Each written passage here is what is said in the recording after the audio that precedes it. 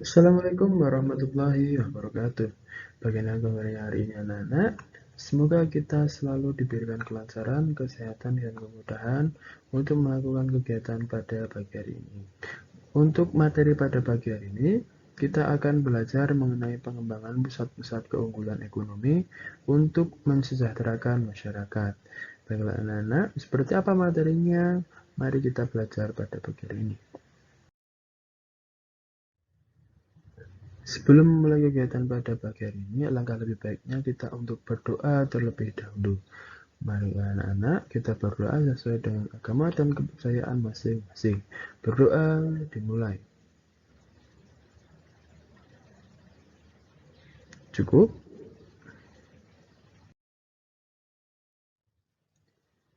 Silakan kalian persiapkan untuk alat tulisnya, perlengkapan belajar, buku tulis, dan buku paketnya.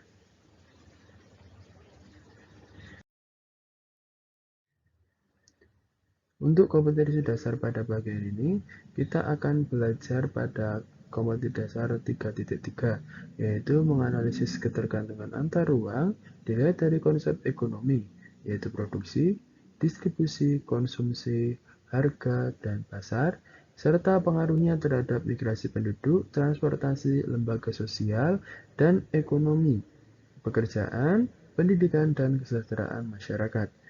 Dan KD 4.3 yaitu menyajikan hasil analisis tentang ketergantungan antar ruang dilihat dari konsep ekonomi, yaitu produksi, distribusi, konsumsi, harga, dan pasar, serta pengaruhnya terhadap migrasi penduduk, transportasi, lembaga sosial dan ekonomi, pekerjaan, pendidikan, dan kesejahteraan masyarakat.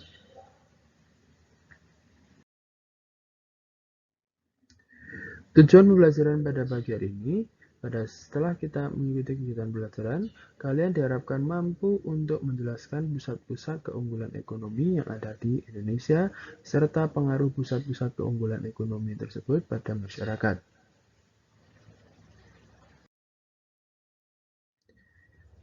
Ya, baiklah anak, kita akan memulai kegiatan pembelajaran pada pagi hari ini. Ya, apakah setiap wilayah di Indonesia itu memiliki keunggulan ekonomi yang sama?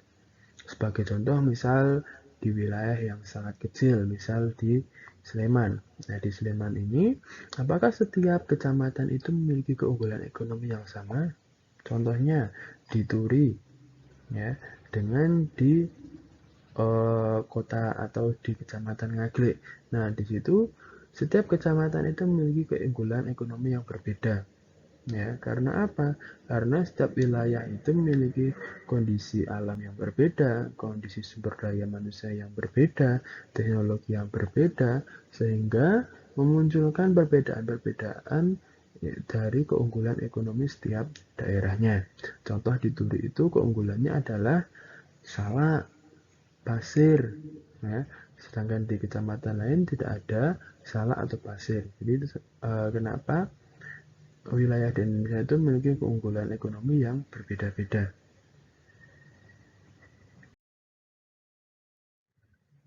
Indonesia mempunyai banyak keunggulan dalam bidang ekonomi. Keunggulan ekonomi yang dimiliki oleh Indonesia ini dapat menjadi potensi dan peluang bagi kesejahteraan masyarakat Indonesia. Ya, pengelolaan keunggulan ekonomi yang tepat dapat bermanfaat bagi kesejahteraan masyarakat. Jadi dengan keunggulan ekonomi ini, Indonesia harus mampu untuk mengelolanya dengan baik. Agar apa? Agar menimbulkan yang namanya adalah kesejahteraan masyarakat Indonesia.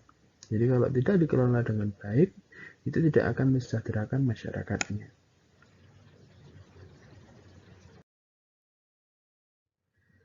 Baiklah anak-anak, kita selanjutnya akan membahas yaitu mengenai pusat-pusat keunggulan ekonomi yang ada di Indonesia.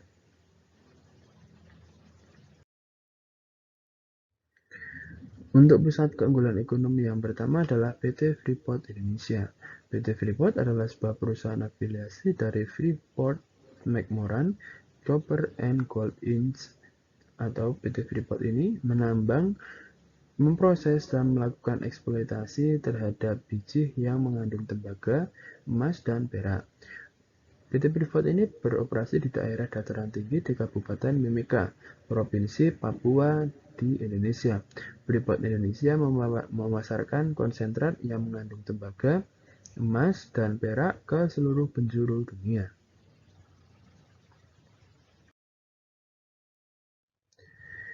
PT Freeport ini sangat berkontribusi untuk negara. Di sini sangat banyak sekali kontribusinya. Yang pertama adalah menyediakan lapangan kerja. Yang kedua, menanam investasi lebih dari 8,5 miliar US dollar. Freeport telah membeli 11,26 miliar dolar barang dan jasa domestik sejak tahun 1992. Dalam kurun waktu 4 tahun terakhir, Freeport telah memberikan kontribusi lebih dari 37,46 miliar US dollar. Kebutuhan finansial langsung ke pemerintah atau keuntungan langsung yang diperoleh oleh pemerintah dalam kurun waktu 4 tahun terakhir yaitu 59%.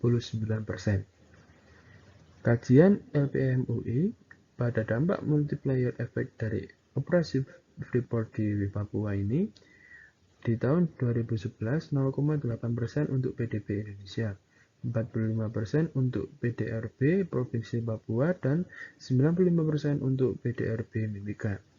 Pembayaran pajak 1,7% dari anggaran nasional Indonesia, membentuk 0,8% dari semua pendapatan rumah tangga di Indonesia, membentuk 44% dari pemasukan rumah tangga di Provinsi Papua, dan penambangan yang dilakukan oleh Freeport ini dikelola sesuai dengan AMDAL atau analis mengenai dampak lingkungan yang telah disetujui oleh pemerintahan.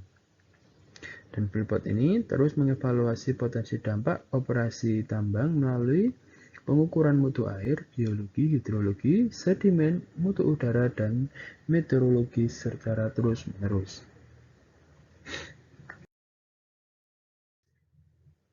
Yang selanjutnya adalah perusahaan tambang minyak negara. Minyak bumi tak bisa dipisahkan dari perjuangan bangsa ini. Setelah bangsa Indonesia memproklamasikan kemerdekaannya pada tanggal 17 Agustus 1945, tugas seluruh komponen bangsa adalah mempertahankan kemerdekaan dan mewujudkan kedaulatan atas air, tanah, beserta seluruh kekayaan daya alamnya. Penguasaan atas bumi, air, dan seluruh kekayaan alam yang terkandung di dalamnya untuk sebesar-besarnya adalah kemakmuran rakyat Indonesia. Jauh sebelum Perang Dunia II dan Perang Kemerdekaan, perusahaan-perusahaan minyak asing telah membangun kilang minyak di beberapa tempat di Indonesia, seperti Wonokromo, Pangkalan, Berandan, Cepu, Balikpapan, Pelaju, dan Sungai Gerong.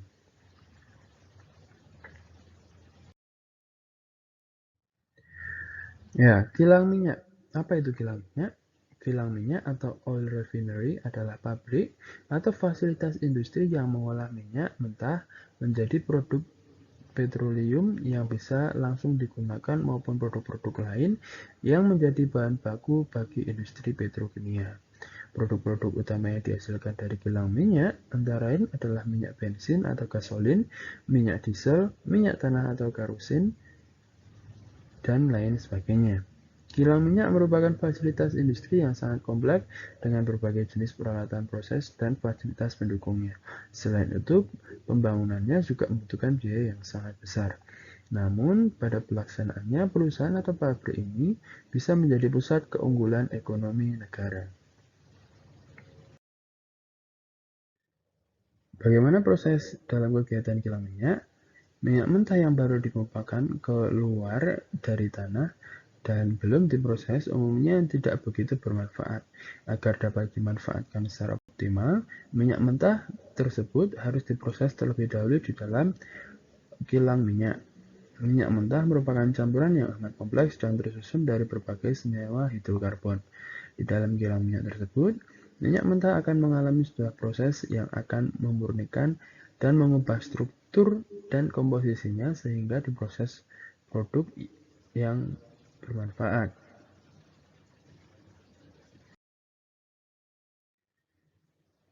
Di sini adalah data produksi dan konsumsi minyak yang ada di Indonesia. Perusahaan kilang minyak dapat dikategorikan sebagai salah satu pusat keunggulan ekonomi negara kita. Berdasarkan catatan Badan Pusat Statistik, Indonesia mengimpor minyak pada Maret 2014. Impor hasil minyak atau BPM ini mencapai 2,3 miliar US dollar. Angka tersebut naik 11,51% atau sebesar 3 juta US dollar dibandingkan dengan Februari 2014 yang mencapai 2 miliar US dollar. Jumlah kapasitas kilang yang terpasang di Indonesia hanya mencapai 1 juta barel per hari, sementara kebutuhan BBM di Indonesia diperkirakan mencapai 1, juta barel per hari, sehingga antara produksi dan konsumsi minyak di Indonesia itu lebih besar konsumsinya, sehingga pada tahun sekarang ini Indonesia lebih banyak untuk melakukan impor minyak daripada melakukan ekspor minyak ke luar negeri. Di sini ada beberapa kilang minyak yang ada di Indonesia. Yang pertama adalah kilang minyak Dumai atau Sei Pakming di Riau. Kapasitas kilangnya adalah 127.000 barel per hari. Ya, berbagai produk yaitu ada BBM dan non BBM telah dihasilkan dari kilang di Dumai ini. Hasil dari kilang ini didistribusikan ke berbagai pelosok tanah air dan mancanegara. Kilang ini dimiliki oleh Pertamina dengan nama Pertamina Unit Pengolahan 2 di Dumai, Kilang Pelaju, Sumatera Selatan. Kilang minyak milik Pertamina ini memiliki kapasitas produksi mencapai 133.000 barel per hari. Kilang ini terintegrasi dengan kilang petrokimia dan memproduksi produk-produk petrokimia yaitu PTA dan paraksilen. Selanjutnya adalah kilang Cilacap. Unit pengolahan 4 Cilacap merupakan salah satu unit pengolahan di tanah air yang memiliki kapasitas produksi 348.000 barel per hari dan terlengkap fasilitasnya. Kilang ini bernilai strategis karena memasok 34% kebutuhan BBM nasional atau 60% kebutuhan BBM di Pulau Jawa. Selain itu, kilang ini merupakan satu-satunya kilang di tanah air yang memproduksi aspal dan base oil untuk kebutuhan pembangunan infrastruktur di tanah air. Selanjutnya adalah kilang Balikpapan. Kilang yang berada di Kalimantan Timur memiliki kapasitas produksi sebanyak 260.000 barel per hari. Kilang minyak ini terletak di tepi teluk pantai Balikpapan, meliputi areal seluas 2,5 km persegi. Kilang minyak ini terdiri dari unit kilang minyak Balikpapan 1 dan unit kilang minyak Balikpapan 2. Tugas kilang minyak Balikpapan ini mengolah minyak mentah menjadi produk-produk yang siap dipasarkan yaitu BBM dan non-BBM. Selanjutnya adalah kilang Kasim. Nah, kilang di sini dibangun di areal 80 hektar dan terletak di Desa Malapam, Kecamatan Segel, Kabupaten Sorong, Papua. Bersebelahan dengan Kasim Marine Terminal Petrochina, kurang lebih 90 km sebelah selatan kota Sorong. Kilang tersebut mulai beroperasi sejak Juli 1997 sampai saat ini. Kilang BBM Kasim mengolah crude lokal produksi daerah kepala burung Papua. Lokasi kilang BBM ini dipilih di sekitar area Petrochina dengan dasar pertimbangan menghemat biaya transportasi, mengurangi biaya investasi, tersedianya area yang luas, dan lokasi kilangnya ini di tengah hutan, yaitu jauh dari pemukiman warga sehingga aman. Kilang BBM ini mempunyai kapasitas 10.000 barel per hari yang dirancang untuk mengolah crude dan salawati yang ada di tanah Papua. Dari total produksi BBM RU7 dapat membentuk kontribusi sekitar 15% dari total kebutuhan Malirja, yaitu Maluku dan Irian Jaya.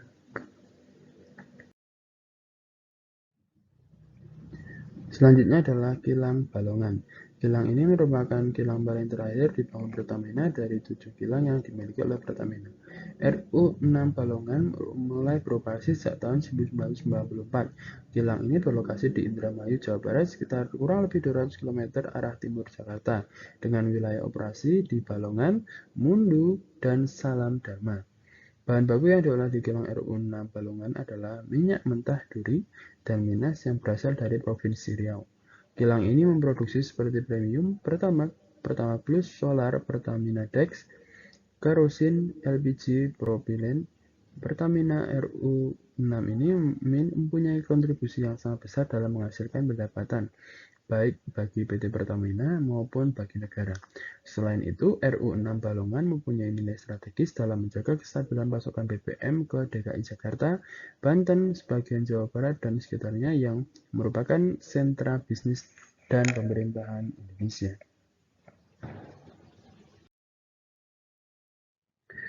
Selanjutnya adalah kilang Cepu. Pada tanggal 5 Oktober 1945, berdasarkan maklumat Menteri Kemakmuran nomor 5, daerah perminyakan Cepu secara resmi menjadi perusahaan tambang minyak negara. Tugasnya yaitu menjamin pengadaan BBM untuk rakyat dan pertahanan di Jawa. PTMN Cepu adalah salah satu perusahaan yang dapat membantu pemerintah dalam hal BBM yang banyak sekali manfaatnya bagi angkatan perang. Kilang minyak Cepu di Toang 6, lapangan minyak yaitu Kawenangan, Ngelondong, Ledok, Semanggi, Tapen, Tambak Rejo.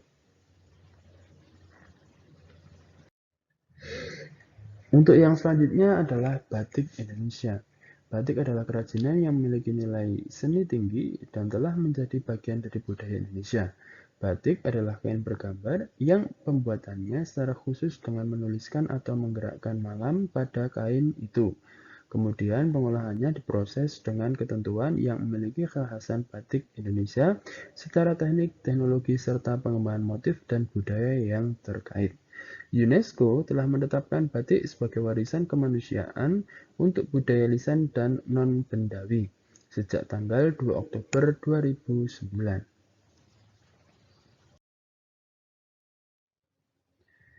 Jenis batik berdasarkan teknik pembuatannya. Yang pertama adalah batik tulis, merupakan kain yang dihias dengan tekstur dan corak batik yang menggunakan tangan. Ya, satu kain batik ini dapat dihasilkan dengan waktu kurang lebih 2-3 bulan. Yang selanjutnya adalah batik cap. Adalah kain yang dihias dengan tekstur dan corak batik yang dibentuk dengan cap, biasanya terbuat dari tembaga. Butuh waktu 2-3 hari untuk membuat batik cap ini. Yang terakhir adalah batik lukis, adalah proses pembuatan batik dengan cara melukis pada kain putih. Pewarnaan pada batik tulis biasanya menggunakan serat-serat alami. Mengapa batik bisa menjadi pusat keunggulan ekonomi?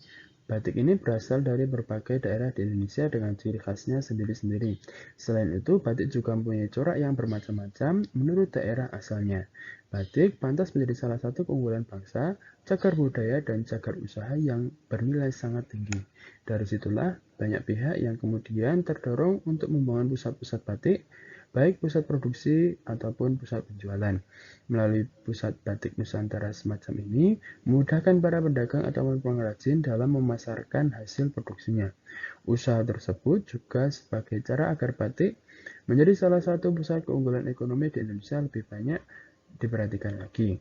Untuk membantu pengamanan motif batik, Departemen Perindustrian mendokumentasikan 2.788 motif batik dan tenun tradisional agar tidak dicuri oleh negara lain. Bagaimana solusi lain dari pemerintah agar mendongkrak batik secara ekonomi? Saat ini pemerintah sudah mulai mewajibkan para pegawai pemerintah untuk mengenakan batik pada hari tertentu.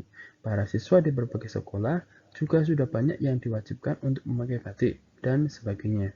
Kebijakan ini tentunya akan menguntungkan para pengrajin dan pusat ekonomi kreatif batik lebih banyak memproduksi batik mereka.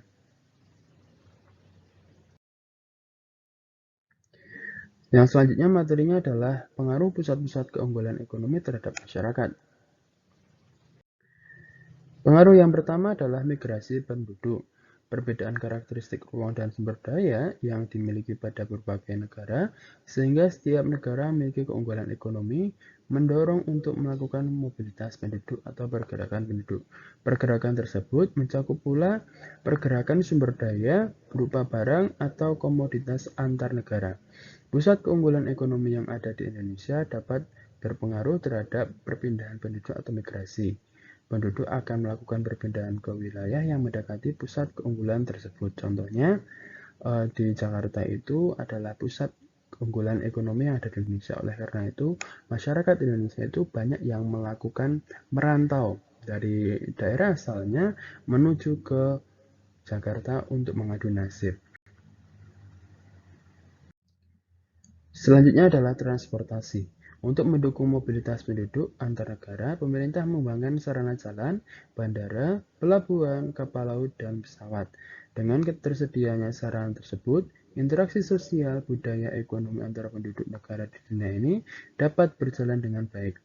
Jaringan jalan sangat penting dalam mendukung aktivitas sosial ekonomi penduduk. Sarana perhubungan lainnya yang dikembangkan oleh masing-masing negara adalah sarana transportasi laut. Agar interaksi antar negara berjalan baik, maka pemerintah Indonesia terus meningkatkan prasarana transportasi lautnya. Kira-kira apa pengaruhnya terhadap keunggulan ekonomi ini ya untuk transportasi? Jadi contohnya seperti ini, misal di Jakarta atau di Pulau Jawa. Ya, karena pusat keunggulan ekonomi yang ada di Indonesia itu kebanyakan adalah di Pulau Jawa, maka pemerintah itu membangun transportasi darat, laut, udara itu yang pusatnya ada di Jawa ini. Jadi di Jawa ini jaringan transportasinya diperbanyak untuk apa? Untuk kegiatan ekonomi ini agar mudah dan lancar, serta untuk memotong biaya dari transportasi itu sendiri. Jadi seperti itu untuk contoh keunggulan ekonomi terhadap transportasi di Indonesia. Selanjutnya adalah lembaga sosial ekonomi. Lembaga sosial merupakan himpunan norma-norma segala tingkatan yang berkisar pada suatu kebutuhan pokok di dalam kehidupan masyarakat. Lembaga ekonomi ini adalah lembaga yang mempunyai kegiatan di bidang ekonomi demi terpenuhinya kebutuhan penduduk. Nah, keberadaan pusat keunggulan ekonomi juga berkaitan dengan bermunculannya lembaga sosial ekonomi. Contohnya di sini adalah di Indonesia itu memiliki banyak sekali perusahaan-perusahaan yang bergerak di bidang perdagangan dan sebagainya. Untuk melakukan pembayaran agar lebih mudah, maka pemerintah itu membuat yang namanya lembaga ekonomi. Salah satunya adalah lembaga bank.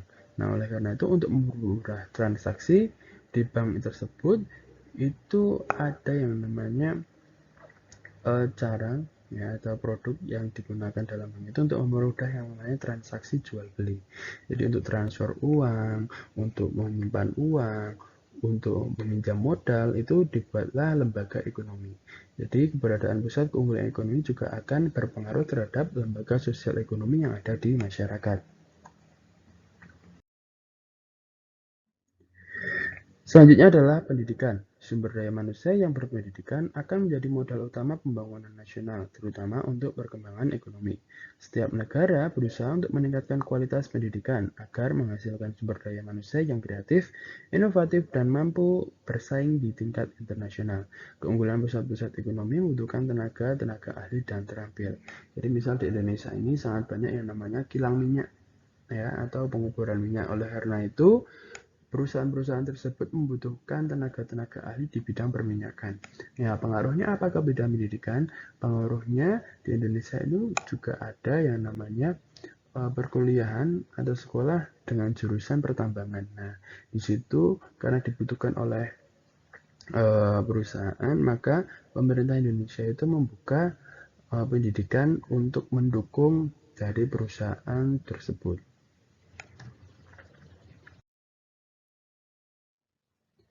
Selanjutnya adalah pekerjaan. Dengan tumbuhnya pusat-pusat keunggulan ekonomi, maka berdampak bertambahnya produksi barang dalam negeri meningkat apabila pusat keunggulan tersebut mampu menarik minat pasar luar negeri. Kenaikan jumlah produksi tersebut berakibat pada bertambahnya kebutuhan tenaga kerja, sehingga akan memperluas lapangan pekerjaan. Sebagai contoh, kebijakan Freeport adalah untuk memberikan kesempatan bekerja yang sama kepada seluruh masyarakat Indonesia. Pada tahun 2012, PT Freeport Indonesia mempekerjakan lebih dari 11.700 karyawan langsung dan lebih dari 12.400 karyawan kontraktor. Semakin banyak pusat keunggulan ekonomi yang ada di Indonesia, semakin banyak pula lowongan pekerjaan yang akan dibuat oleh perusahaan-perusahaan tersebut.